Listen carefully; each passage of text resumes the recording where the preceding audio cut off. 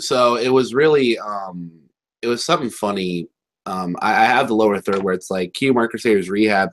I put that as a joke, but then I thought of something really funny. There's like a Metallica documentary from like 15 years ago about like no, it was like 16, no, sorry, 14 years ago about during the recording period between for their album Saint Anger, and that one there was actually like rehab and like they had like a therapist involved and shit.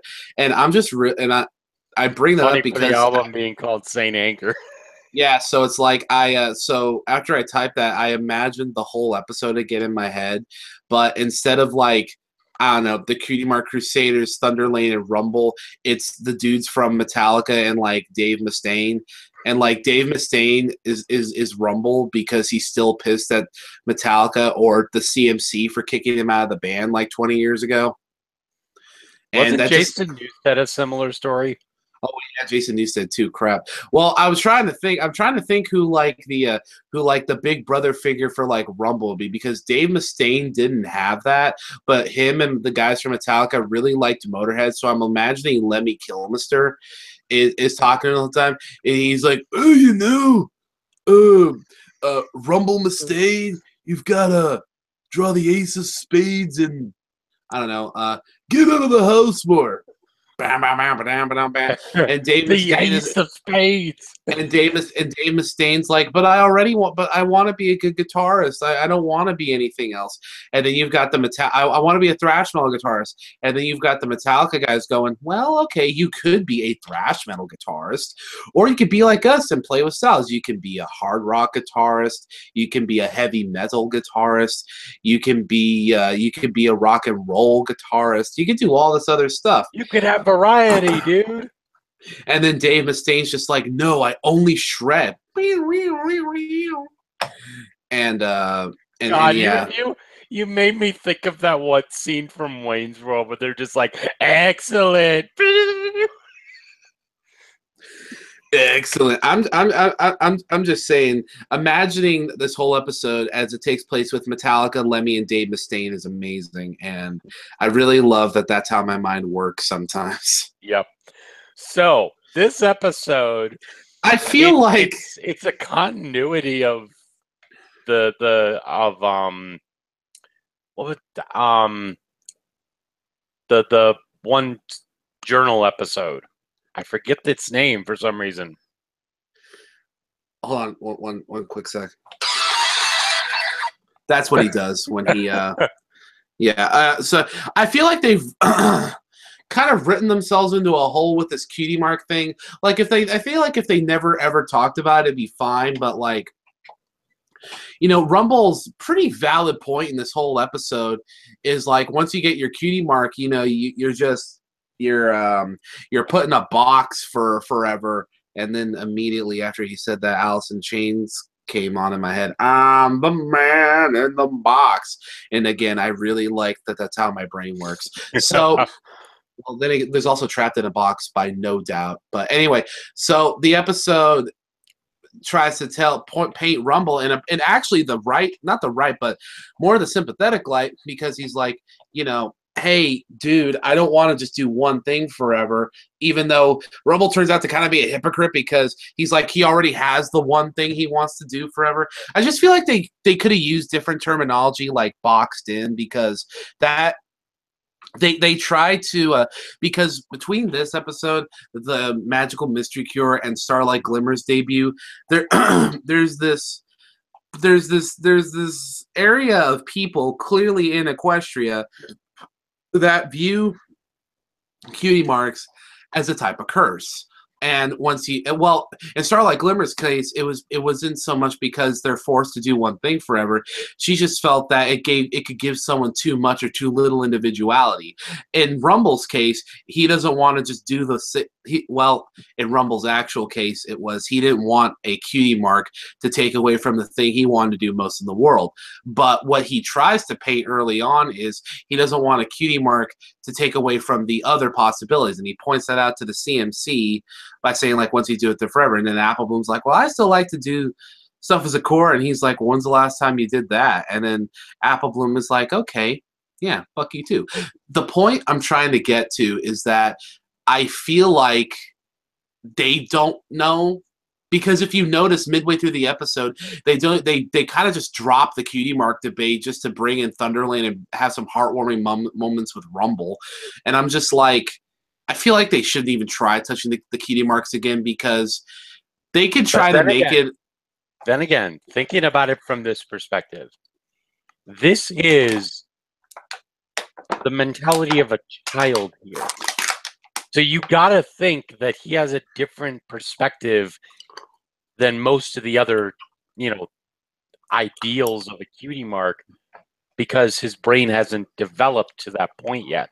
He's arguably younger than the CMC. Are you kidding me? Half the kids in the show are shown to be smarter than half the adults half the time. But then again, you do know that there are some really fucking stupid kids in this show too. Go-kart episode. Go-kart episode. The three of the, well, not Rainbow Dash. Okay, so two. Well, actually, Rarity has her moments.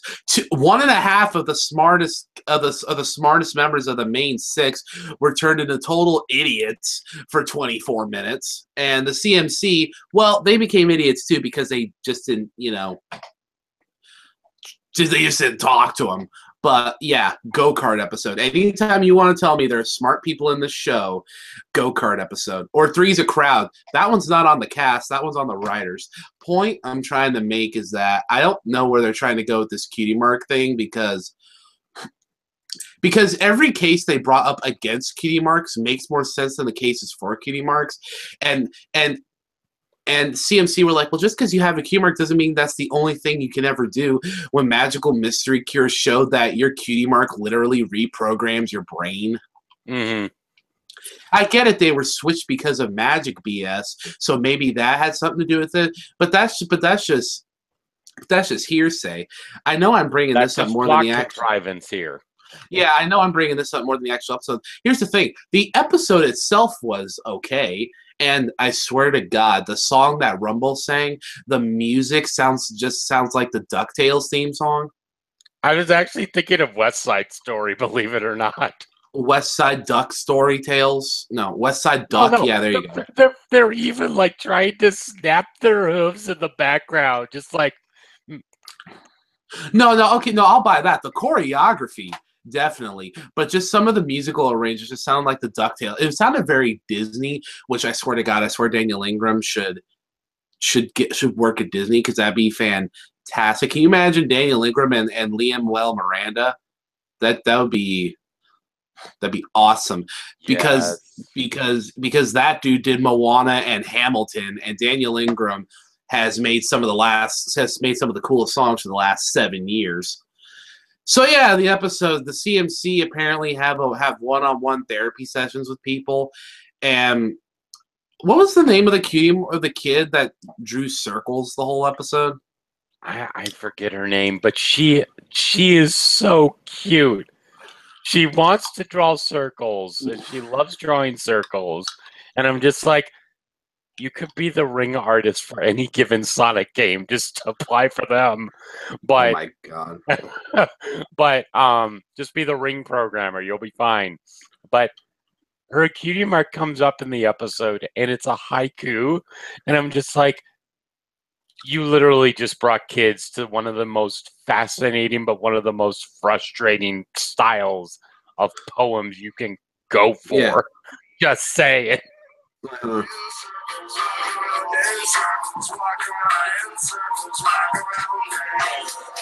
Don't need to walk around in circles. Just when we brought her up, that's what I thought of. I have a very musically driven brain, especially when I've been asleep for like 12 hours.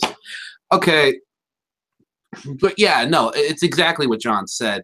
She is adorable, and the fact that they use haikus, I'm trying to think of the last place I've ever seen haikus used in children media, and I'm sure there have been other places. There is one that I can think of, and that's in Earthbound. One of the characters speaks in a haiku. Well, the one I was going to say was an extremely weird game anyway. So, Well, I'll just say there's Spyro 3 Year of the Dragon that was released in the year 2000, where there was an entire level where everyone spoke in haikus, but that was 17 years ago. Point is, haiku is underrated, and it should be used more because a lot of the best punchlines in this jokes were because of haikus. Oh my God, Sweetie Belle, where she was like, I don't want to speak in haikus, but she says it in a haiku poem. She's Yeah. like, you're talking haikus. Sweetie Belle freaking out is hilarious. Oh, when she freaked out over when Rumble drew the line in the dirt, and she's just like, "We need to go over there, and we need to talk about this calmly." Why are you doing this? Sweetie Belle is honest. Like, she's still going to be a supervillain. I still am putting that through. That she is going to be a supervillain.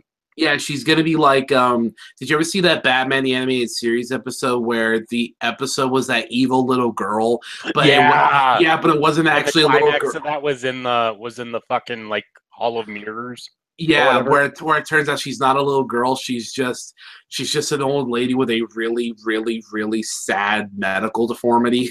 Mm-hmm. Oh my God, I love Batman. But yeah, so they find out these one-on-one therapy sessions isn't working. So then they're like, we need group therapy. And then they're like, and then the scene. We need group therapy. Just well, that is. Is that or is it not what it basically was? Like, yeah, the episode's called Marks and Recreation, and yeah, they call it a camp or a daycare, but realistically, it was just an activity-driven group therapy, or maybe that's all daycares are.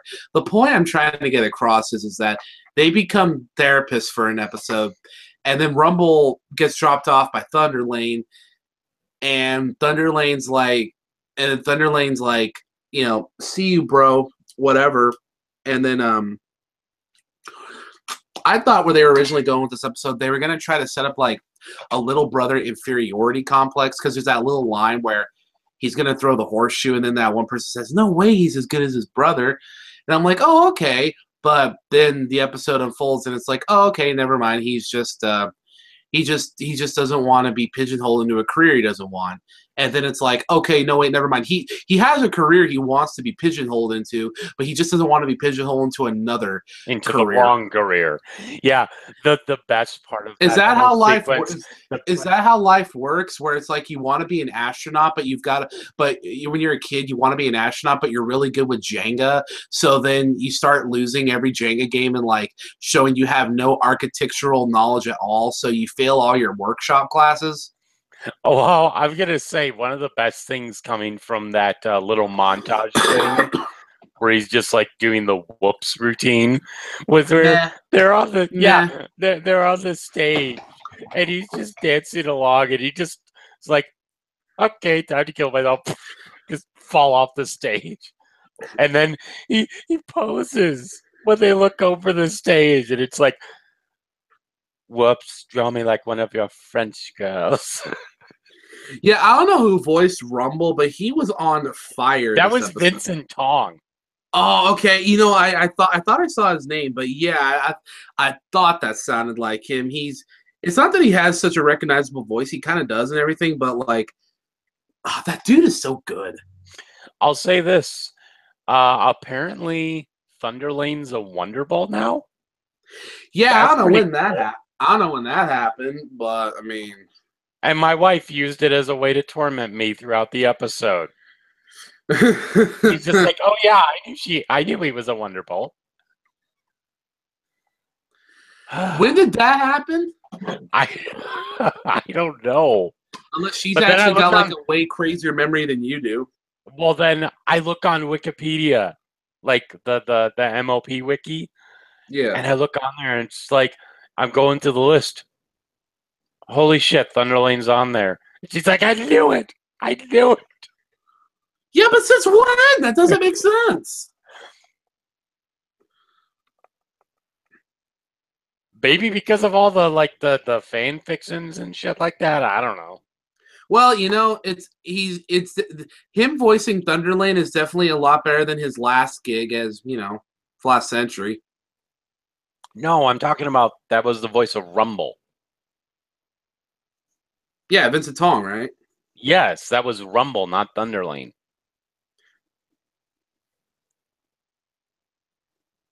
Yeah.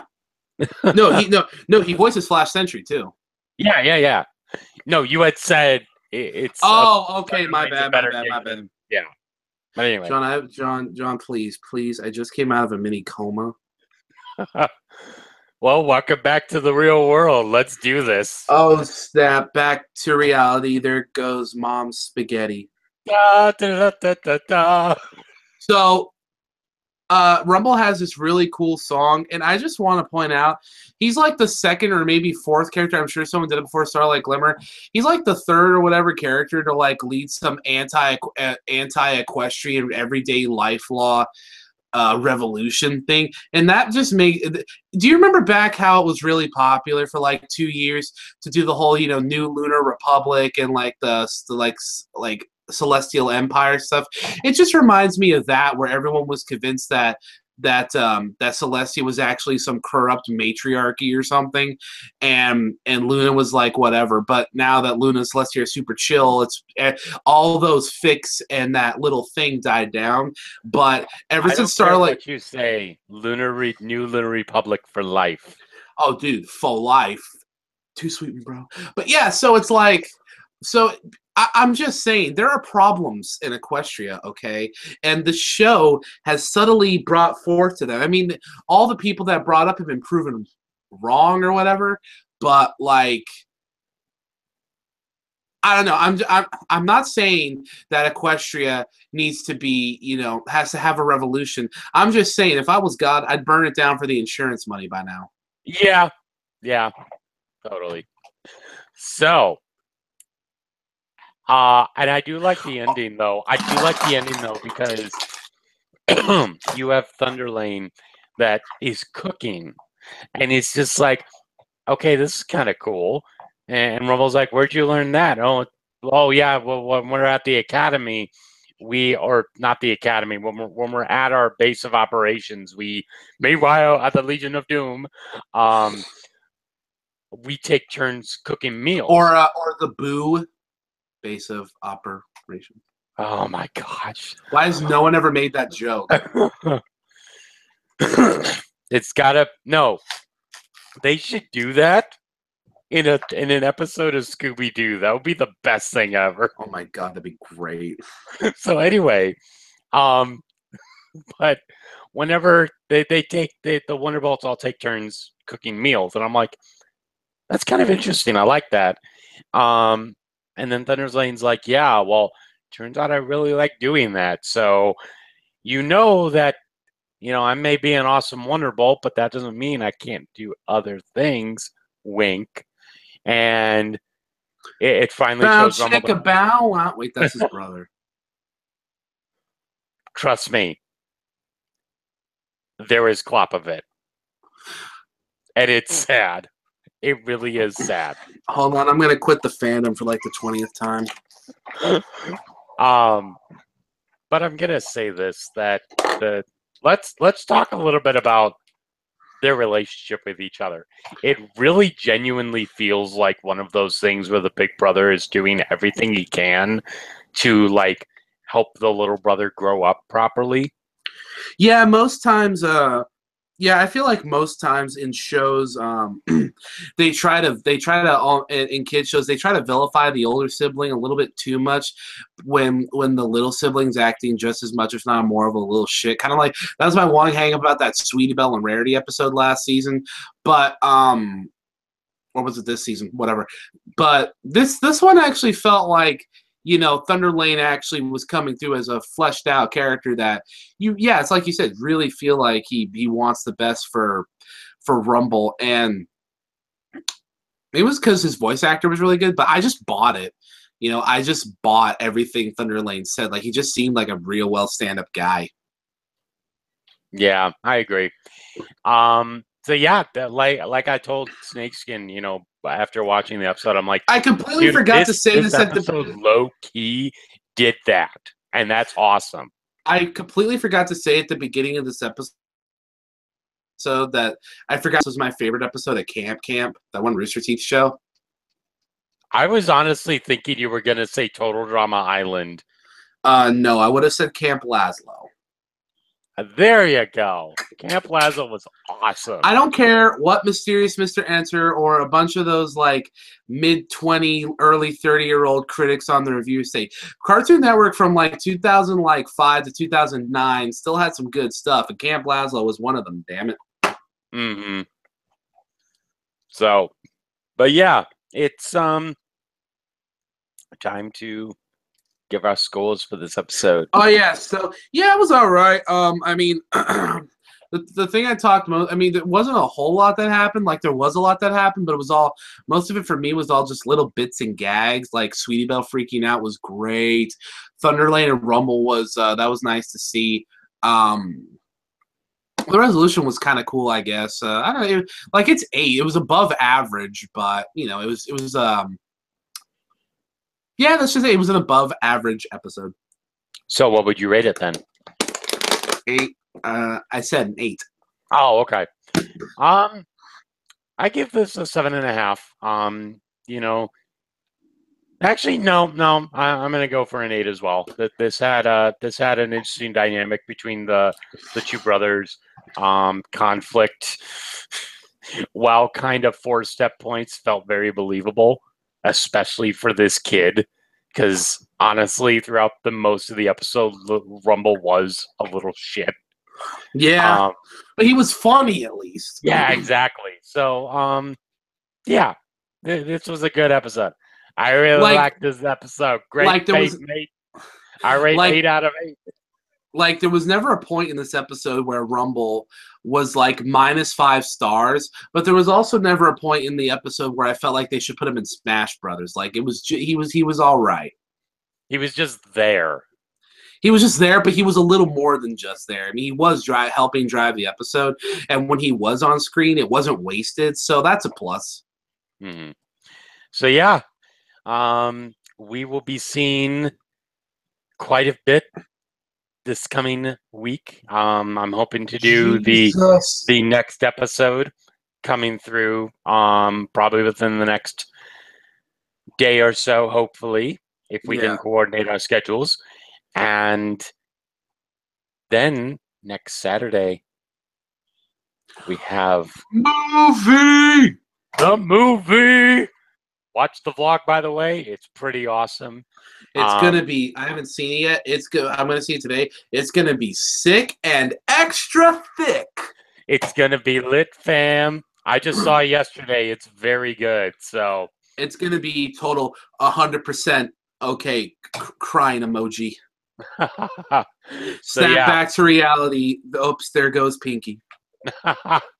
So that's it from me, John. Why do I have this cardboard? Wait, is this? Oh, I forgot about. Oh, sorry, me. I totally forgot. Someone gave me their demo once, and it was just wrapped in black cardboard paper, construction paper. Hey, man, when you're DIY in California, you're DIY. But yeah, me Snakeskin. And we will talk to you guys later. Peace out. Later. Support local music. # unsigned unhinged.